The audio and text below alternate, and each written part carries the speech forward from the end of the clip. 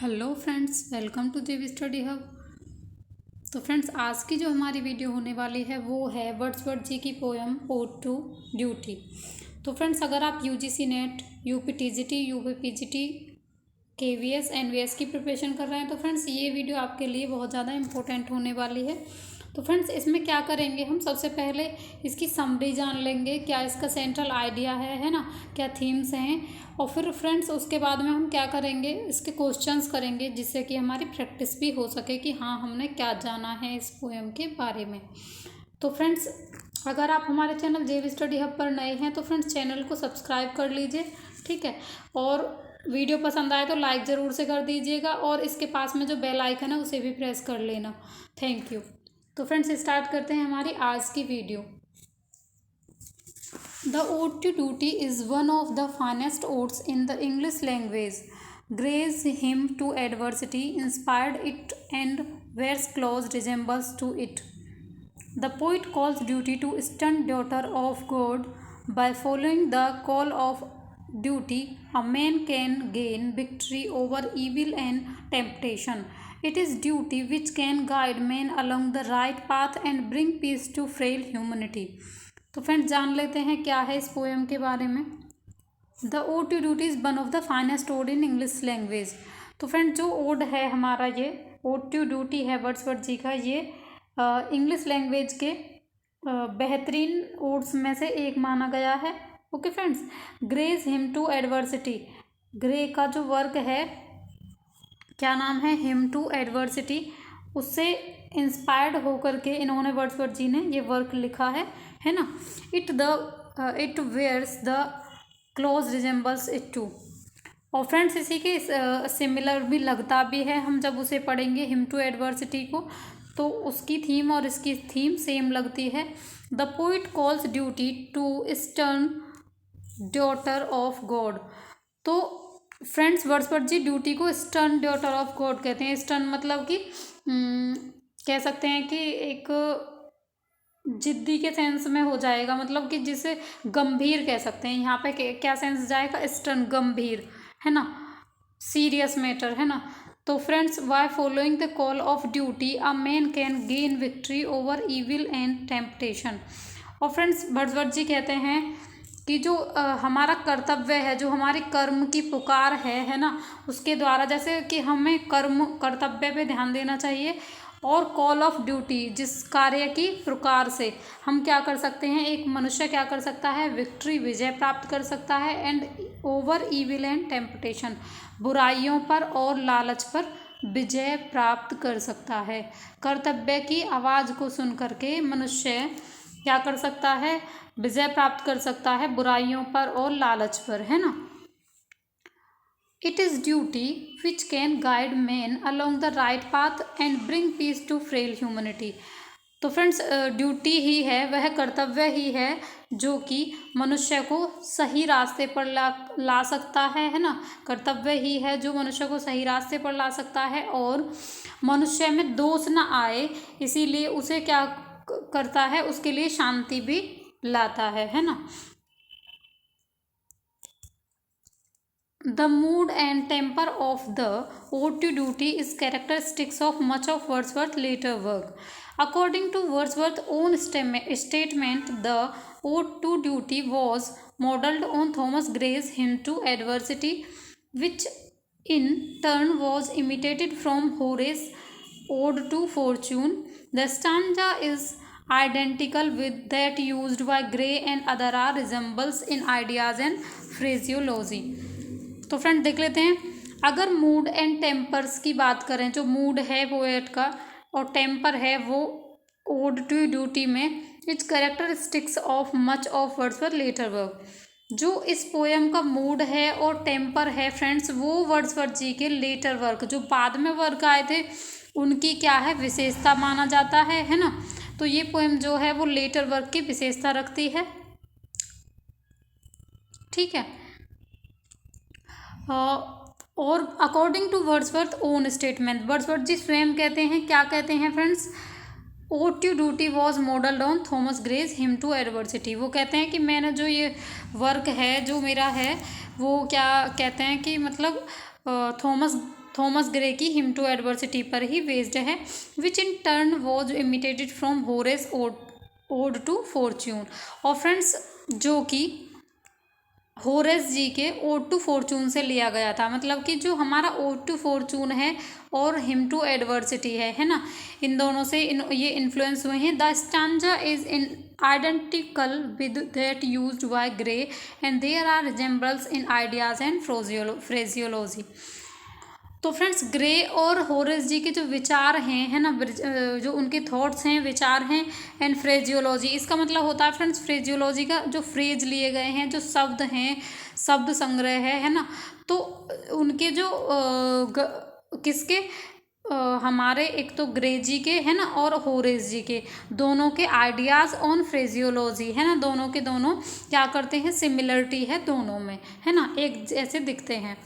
अब बात कर लेते हैं the ode consist of 56 lines. तो फ्रेंड्स ओड जो है हमारा ये ओटी डूटी, इसमें 56 लाइन्स हैं and 7 stanza of 8 lines each. Friends 7 stanzas हैं है ना, और हर एक में कितनी लाइन्स हैं फ्रेंड्स, 8 लाइन्स हैं। कितनी लाइन्स हैं, 8 लाइन्स हैं, तो टोटल कितनी लाइन्स हो गई हमारी, 56 लाइन्स हो गई। It follows the rhyming scheme of, rhyming scheme क्या है friends, A B C C D D. क्या है, A B C C D D, इसकी राइमिंग स्कीम इन्होंने यहाँ पे यूज की है।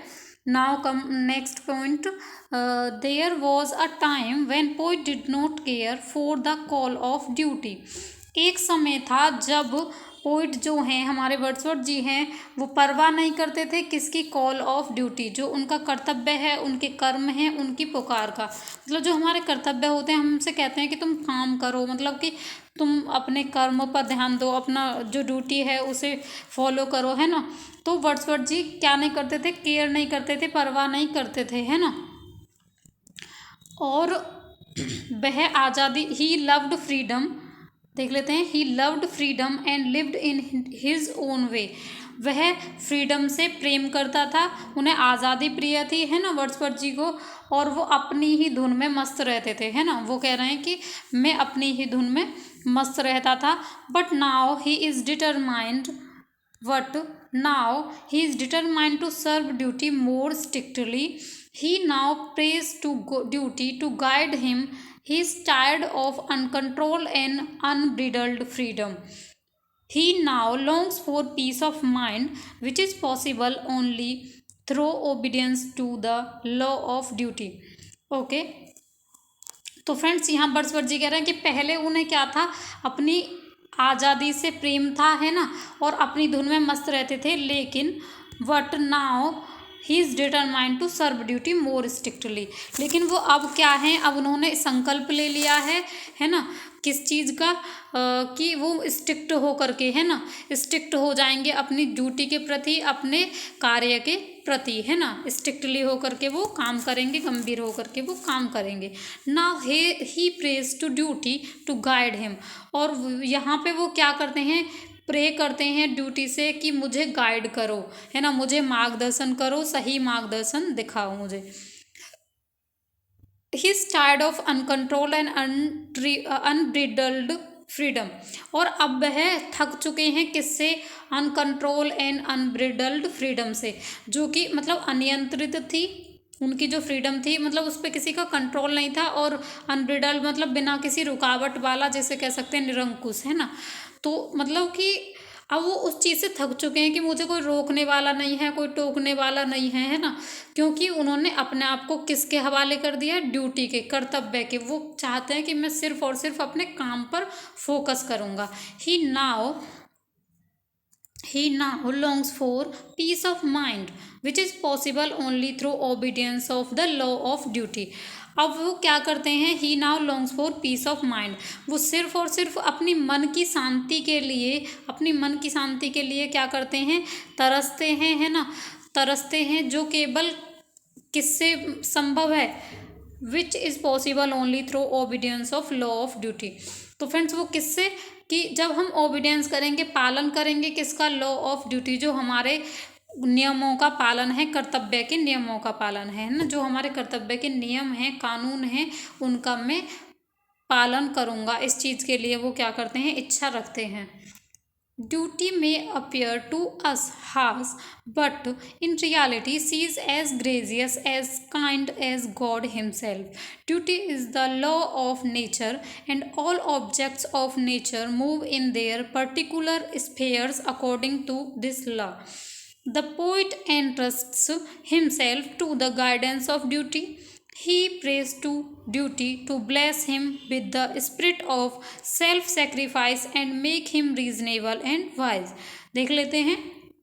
ड्यूटी में appear to us harsh, duty जो है, जो हमारे कर्तव्य हैं, हमें क्या लग सकते हैं, कठोर लग सकते हैं, क्योंकि हम मेहनत करनी पड़ेगी तो हमें मतलब जब हम हार्ड वर्क करते हैं तो दर्द होता है ना, और जब कोई भी चीज़ सीरियसली नहीं लेंगे तो मज़ा आता है। जैसे हम कोई यूट्यूब पे वीडियो देख रहे हैं, कॉमेडी देख रहे हैं, या फिर कोई मतलब जो चीज़ जिनसे हमें प्लेजर मिलता है ना, वो चीज़ हम करेंगे तो उसमें तो कोई दर्द नहीं है। लेकिन जब हम ड्यूटी करेंगे, हम अपने कार्य करते हैं, तो इट मे बी हार्श, है ना, ये हमें कठोर लग सकता है, लेकिन but in reality she is as gracious, as kind as God himself. लेकिन वो क्या बताते हैं वर्ड्सवर्थ जी यहाँ पे, कि जो ड्यूटी है ना, सी बोला है इन्होंने ड्यूटी के लिए, वास्तव में जो ड्यूटी है वो क्या है, श्रद्धालु है और दयालु है, जैसे कि गॉड होते हैं, जैसे कि ईश्वर स्वयं दयालु और कृपालु होते हैं, ऐसे ही हमारी जो ड्यूटी है वो हमारे लिए बहुत ज़्यादा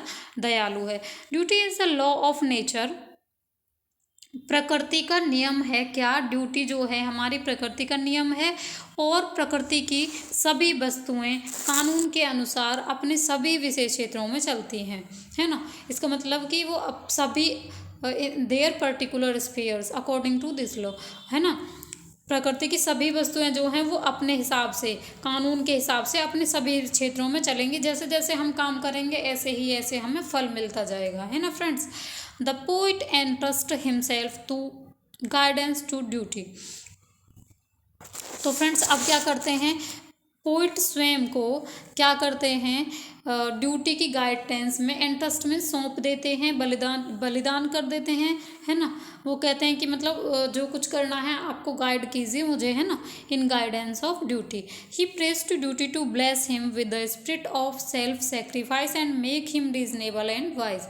और वो ड्यूटी से क्या प्रे करते हैं फ्रेंड्स, वो प्रे करते हैं कि वो ड्यूटी जो है उसमें क्या करे, उसमें आत्म बलिदान की, सेल्फ सेक्रीफाइस की क्या दे, भावना से आशीर्वाद दे, and make him reasonable and wise, और उसे क्या रीजनेबल और वाइज मतलब कि बुद्धिमान बना दे। तो फ्रेंड्स ये थी इसकी थीम या सेंट्रल आइडिया कह सकते हैं, है ना। अब चलते हैं आगे कि कब हमारी पोएम लिखी गई है, कब पब्लिश हुई है, क्या स्ट्रक्चर है, सारी चीज़ें जान लेते हैं। क्या करते हैं, प्रैक्टिस से, है ना। ओके फ्रेंड्स, तो स्टार्ट करते हैं हमारी आज की प्रैक्टिस।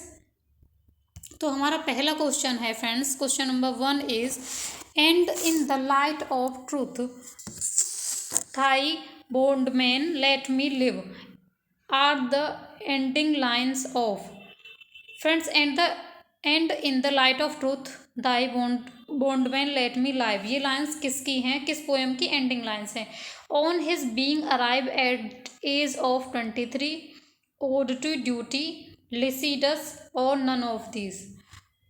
तो फ्रेंड्स जब हमारी पोएम ये चल रही है, पहली बात तो यही होगा। तो फ्रेंड्स इसका जो करेक्ट आंसर है ओड टू ड्यूटी, ठीक है। ये एंडिंग लाइन्स हैं किसकी फ्रेंड्स, हमें ओपनिंग लाइन्स और एंडिंग लाइन्स दोनों को, हर एक पोएम को लेके चलना है, याद रखना है ध्यान से, ठीक है।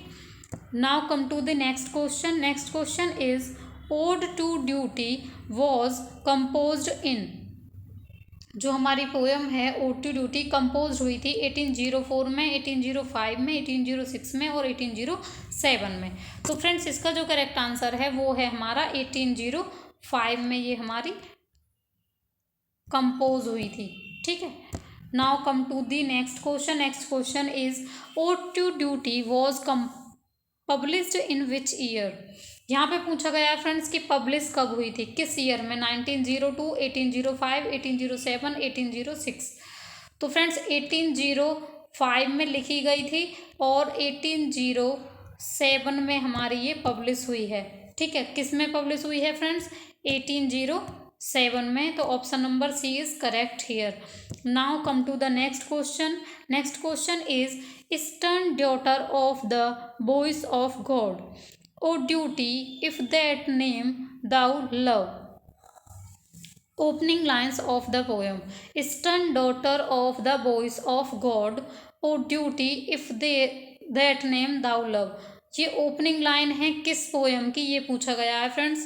तो फ्रेंड्स ओड टू ड्यूटी की option number 1 is ode to duty, on his being arrived at age of 23, ode to nightingale और ode on the skylark.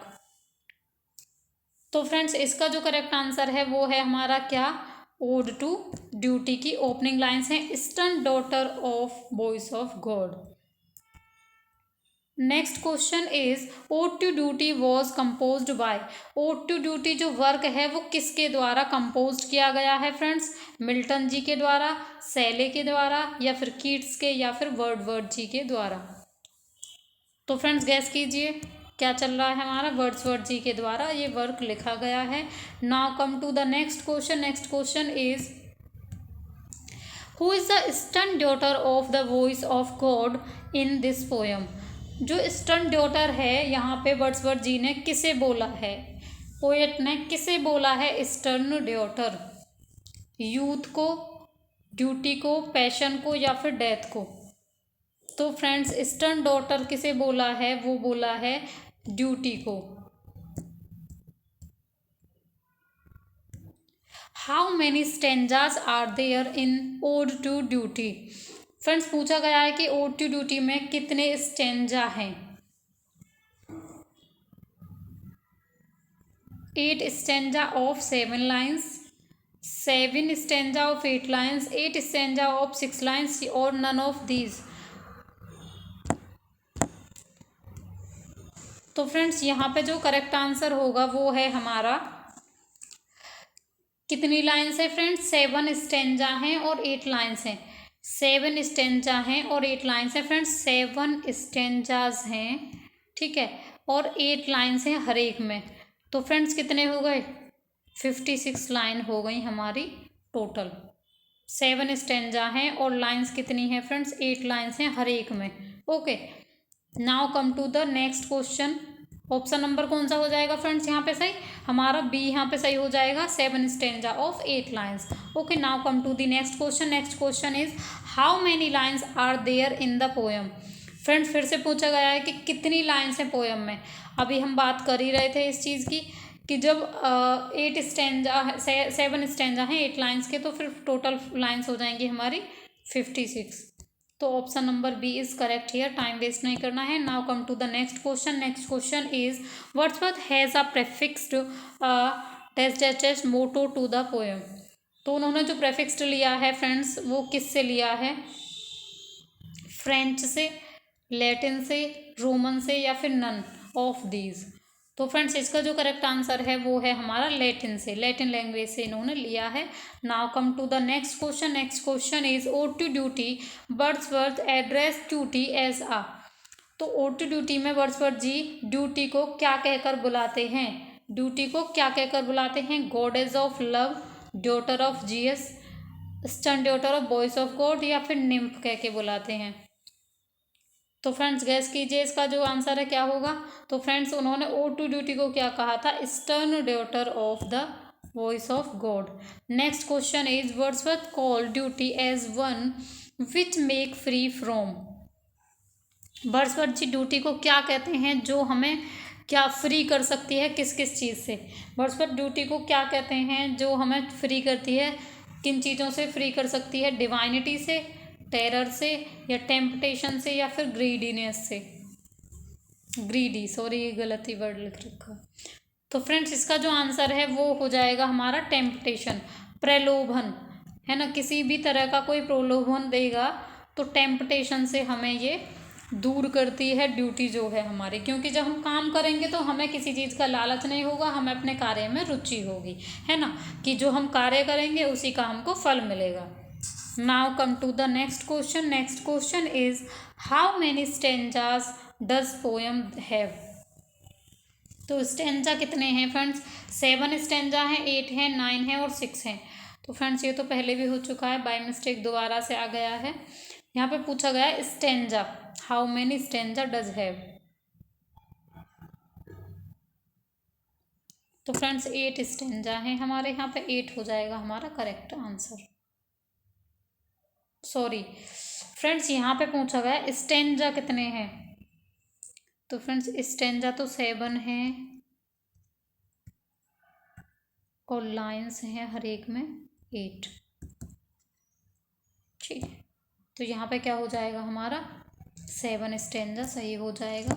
Now come to the next question, how many lines in each stanza. तो how many lines, कितनी stanza में कितनी lines हैं, 8 lines हैं। Now come to the next question, time बिल्कुल भी waste नहीं करना है। Next question is what is the rhyming scheme of this ode. Rhyming scheme क्या है ओड की।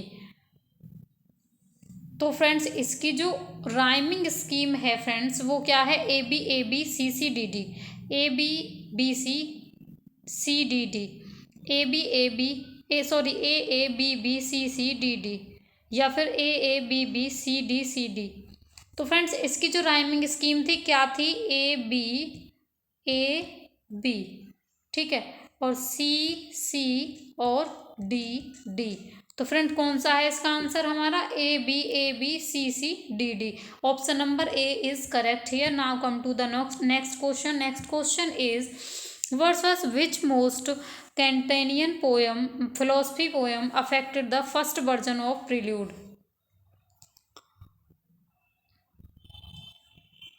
तो फ्रेंड्स इसका जो आंसर है क्या होगा यहाँ पे, Wordsworth which most Kantian poem philosophy poem affected the first version of Prelude. तो प्रील्यूड करती है अफेक्ट, या फिर ओड टू ड्यूटी, या फिर लिरिकल बैलेट्स, या फिर नन ऑफ दीज। तो फ्रेंड्स इसका जो करेक्ट आंसर है वो क्या है हमारा यहाँ पे, ऑप्शन नंबर बी करेक्ट हो जाएगा। ओड टू ड्यूटी जो है वो अफेक्ट होती है, प्रभावित होती है। ठीक है, now come to the next question. Next question is what is the theme of the poem. Theme क्या है पोएम की, calmness in discipline, peace and happiness, agitation of the soul, rationalising failure. तो फ्रेंड्स इनमें हर एक stanza में अलग अलग थीम्स यूज हुई हैं फ्रेंड्स। तो थीम कुल मिला करके फ्रेंड्स ये भी थीम है इसमें, ये भी थीम है, ये भी है और ये भी है। तो ऑल ऑफ दी अबव यहाँ पे हमारा ठीक हो जाएगा answer of question number 17। Eastern lawgiver, yet thou dost bear the good head, most benignant grace, are the lines taken from which stanza of the poem। कितने स्टेंजा थे friends हमारे, 7 stanza हैं। और यहाँ पे पूछा गया है कि किस स्टेंजा से ये लाइन ली गई हैं। Eastern lawgiver, yet thou dost wear the god head's most benignant grace। First stanza से, थर्ड स्टेंजा से, 5th स्टेंजा से, या फिर हमारे 6th स्टेंजा से। तो फ्रेंड्स इसका जो करेक्ट आंसर है वो है हमारा 6th स्टेंजा से ये लाइंस ली गई हैं। 6th स्टेंजा की स्टार्टिंग लाइंस हैं। तो फ्रेंड्स ये हो जाएगा हमारा option number D. Now come to the next question. Next question is to humbler functions awful power, I call thee, I myself command, are the lines taken from which stanza। यहाँ पूछा गया है friends ये lines किस stanza से ली गई हैं। To humbler functions awful power, I call thee, I myself command। तो फ्रेंड्स इसका हो जाएगा ऑप्शन नंबर ए है, 2nd stanza, 5th stanza, 7th stanza और 1st stanza.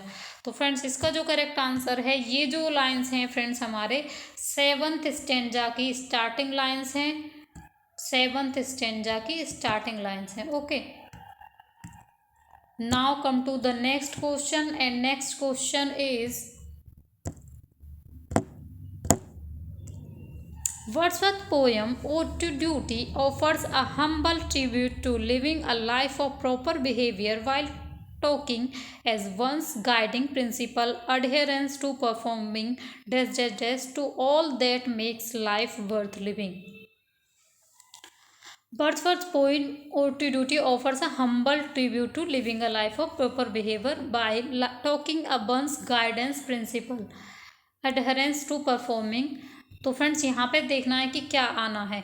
Of all that makes life worth living, one's performance, one's behavior या one's duty या फिर all are correct.